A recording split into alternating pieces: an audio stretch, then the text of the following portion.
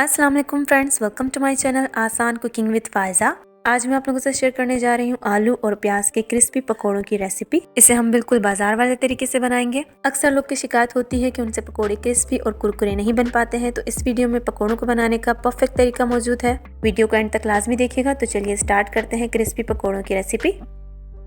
तो सबसे पहले एक बॉल ले लेंगे, उसमें शामिल कर लेंगे बेसन 1 कप के करीब। इस बेसन को मैंने पहले से छान लिया है, तो आप भी बेसन को हमेशा छान के इस्तेमाल किया करें। पकोड़ों को क्रिस्पी बनाने के लिए इसमें मैं शामिल कर रही हूँ 4 टेबल स्पून के करीब मैदा। मैदे से पकोड़े क्रिस्पी बनते हैं, तो आपने इसे जरूर ऐड करना है। साथ में इसके शामिल कर लेंगे 1 टीस्पून के करीब हल्दी। हरी मिर्चें जिन्हें मैंने बारीक काट लिया है, 8 से 10 अदद के करीब है। अगर आप ज्यादा स्पाइसी खाना चाहते हैं तो आप मिर्चों की क्वांटिटी बढ़ा भी सकते हैं। साथ में इसकी जाएगी 1 टेबल स्पून लाल कुटी मिर्च और हरा धनिया भी तकरीबन आधी गट्ठी के करीब है ये, इसे मैं इसमें शामिल कर लूंगी। प्याज लिए हैं मैंने 2 मीडियम साइज के, इन्हें मैंने स्लाइस में कट कर लिया है, साथ में ये भी शामिल कर लेते हैं।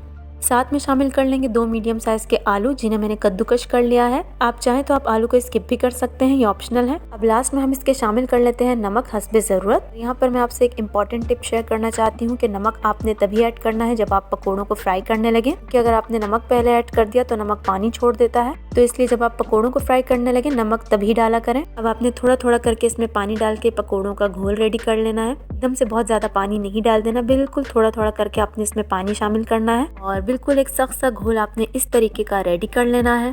इनकेस अगर आपका घोल थोड़ा सा पतला हो जाता है तो आप इसमें थोड़ा सा बेसन और भी ऐड कर सकते हैं, लेकिन मैदा आपने बिल्कुल भी और ऐड नहीं करना है। अब पकोड़ों को बनाने के लिए आपने इसके हाथ में छोटे छोटे पोर्शन लेने हैं। हल्के हाथों से इनको इकट्ठा करेंगे और इस तरीके से इनको हाथ से दबाते जाएंगे, थोड़ा थोड़ा चपटा करते जाएंगे ताकि पकोड़े अंदर तक पक जाएं।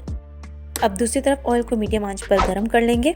ऑयल को बहुत ज्यादा गर्म नहीं करना है, वरना पकोड़े एकदम से ऊपर से जल जाएंगे। और ना ही पकोड़ों को ठंडे ऑयल में डालना होता है, वरना वो तेल पी लेते हैं और क्रिस्पी बिल्कुल भी नहीं बन पाते हैं। तो पकोड़ों को आपने हमेशा मीडियम फ्लेम पर पकाना है। थोड़ा सा टाइम ज्यादा लगता है, लेकिन पकोड़े बिल्कुल बाजार जैसे क्रिस्पी बनते हैं। तो आपने भी इन टिप्स को लाजमी फॉलो करना है ताकि आपके पकोड़े भी बिल्कुल बाहर जैसे क्रिस्पी और कुरकुरे बने। और पकोड़े जब एक साइड से पक जाएंगे तो ही आपने इनको पलटना है, उससे पहले आपने इनको बिल्कुल भी नहीं पलटना है।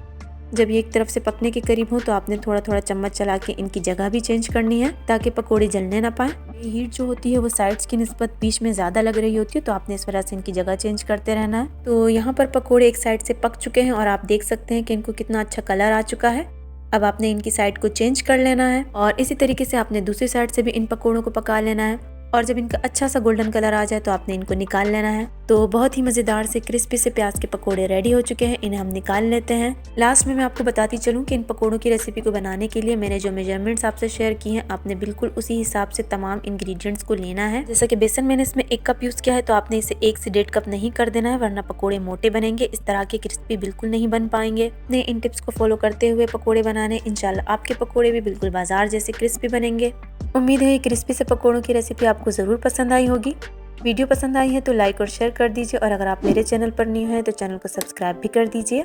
फिर मिलूंगी आपसे एक और नई मजेदार और आसान सी रेसिपी के साथ। तब तक के लिए मुझे दीजिए इजाजत। अल्लाह हाफिज।